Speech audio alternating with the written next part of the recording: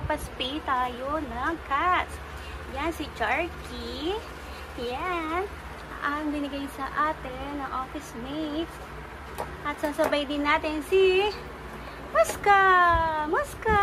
Hello, Muska. Muska. Muska. Ang aking babaeng may bigote. Hello. Binigay lang din sa atin. Kailangan natin sila ipaspay para hindi sila dumami at mas maging healthy rin sila.